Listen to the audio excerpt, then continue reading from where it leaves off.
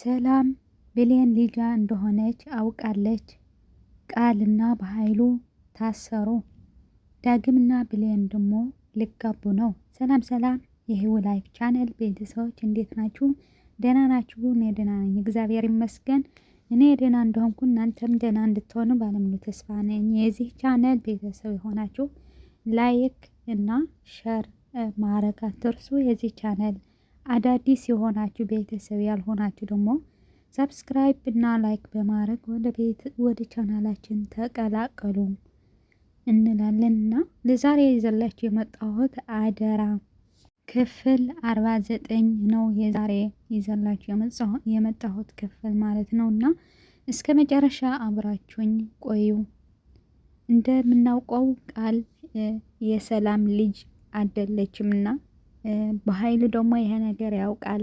ቃል ወደ ሰላም ያስመጣት እሱ እንደሆነ እናውቃለን ማለት ነው። እና ለብር ብሎ ቤት ለመውረስ ብሎ ነው ቃል ያመጣት ማለት ነው። ከዛ ቃልና ሳሚ የበኃይሉ እንትን ነው ተላላኪ ናቸው።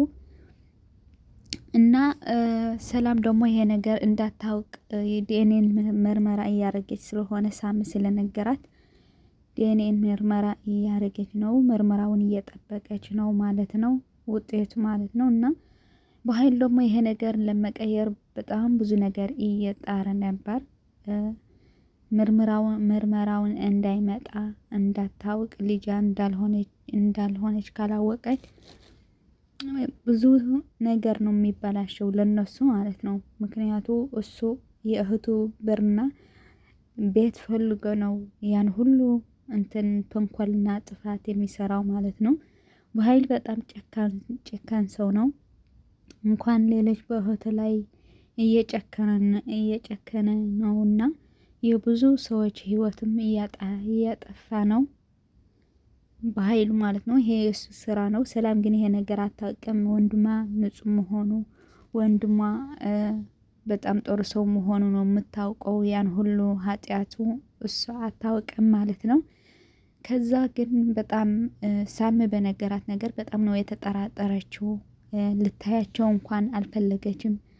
ውጤቱ እስከሚመጣ አንተና ቃል ወደዚህ ቤት እንዳትመጡ ነው ያለችው። ጨራሽ እንዳትመጡ ብላ ነው የዘጋችው ማለት ነው። እኔ ወንድምሽ አይደለሁም ወይ? እኔ እኮ ያንቺ ወንድም ነው ምናምን ብሎ መስመሰል መኮረና። ሰላም ደግሞ እሱ መቀበል አትፈልግም።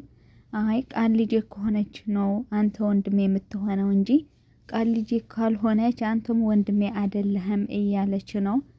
ደግሞ እውነታ ነው። ቃል ልጇ ካልሆነች እሱ ነው የሱ ሴራ ስለሆነ የሱ ጥፋትና ተንኮል ስለሆነ ነው እንትን ያለችውና እንደዛ መሆኑ ነው የምታውቀው እሷ። እና እንደዛ ነው ያለችው። እሱ ደግሞ በጣም ተናደደ። በኋላ ይቆጭሻል ምናምን ብሎ ትንሽ ማልቀስ ብቻ ነው የቀረው እንጂ በጣም ነው የተቆጣውና እየተቆጣ ሄደ። በሌላኛው በኩል ደግሞ ዳግና ብሌን በጣም ይፋቀራሉ፣ በጣም ይዋደዳሉ። ግን እናቱ የዳግም እናት እንዲጋቡ አትፈልግም፣ እንዲፋቀሩ አትፈልግም። ማለት ሁሉንም ልጆቼ ናቸው፣ ሰው ምን ይለኛል፣ ለምን እንዲጋቡ ፈቀደች? እህትና ወንድም ናቸው፣ የእሷ ልጆች አይደሉም እንዴ ሊለኝ ነው ምናምን ሰው እንዳይለኝ ነው የእሷ ፍርሃት። ግን ከተፋቀሩ ችግር የለውም። በአንድ ጦት ካላደጉ ምንም ችግር የለውም። በእኔ እንትን ማለት በእኔ አስተያየት ማለት ነው። ምንም ያህል እህትና ወንድም ባትሆንም በአንድ ጦት ካደግ ጥሩ አይደለም። እንደ እህትና ወንድም ነው የምታየው። ግን እነዚህ እንደዛ አይመስለኝም። ማለት ብሌን የአራት አመት ልጅ እያለች ነው የወሰደቻት የዳግም እናትና በሷ ጦት አላደገችም። ስለዚህ ማግባት አብረው መኖር ይችላሉ ማለት ነውና ይሄ የሱ እናት ግን ይሄ ነገር አልፈቀደችም፣ አይሆንም እያለች ነው።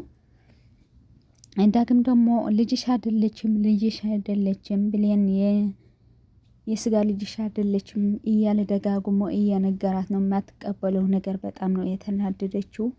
በልጅዋ ማለት ነው። እና ወይዘሮ ገነት በጣም ነው የተናደደችው። ብሌን ደግሞ እሷ አለማስከፋት ስትል ነው ዳጊም አልፈልግህም ያለችው።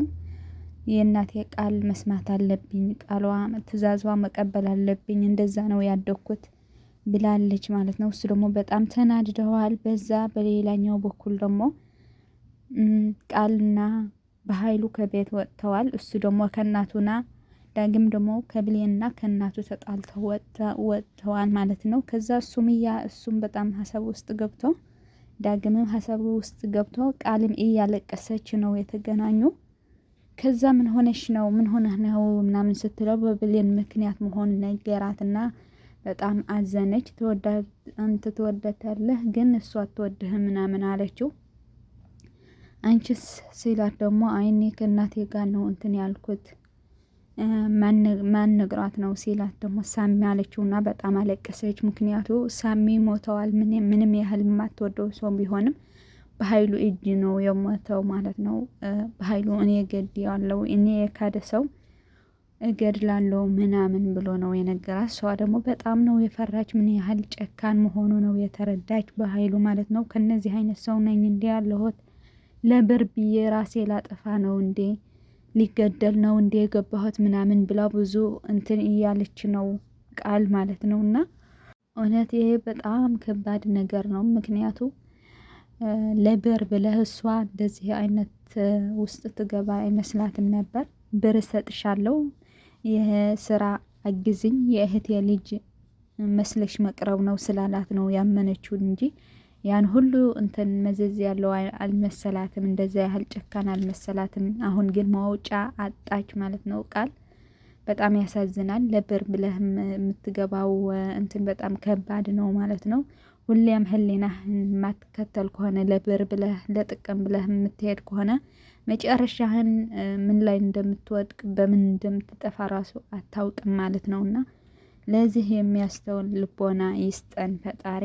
እኔ እንደዛ ነው የምመኘው። ምክንያቱ እኛ እንሞታለን፣ መቼ እንድንሞት ግን አናውቅምና ግን በስራችን ምክንያት በራሳችን በፈጠርነው ለብር ብለን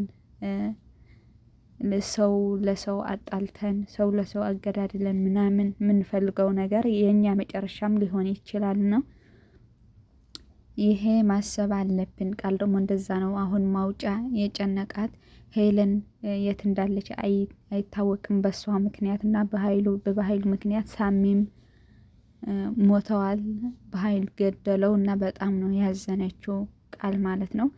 በሚቀጥል ነገር ሰላም የብሌን ልጇ መሆኑ ታውቅ ይሆናል ወይም ምርመራ በኃይል የቀየረው ይሆናል ወይስ ትክክለኛ ምርመራውን ወደ እሷ ይመጣ ይሆናል። እኔ እንጃ አይታወቅምና በሚቀጥል ክፍል እስከምንገናኝም መልካም ጊዜ መልካም ቆይታ ለእናንተ ይሁን።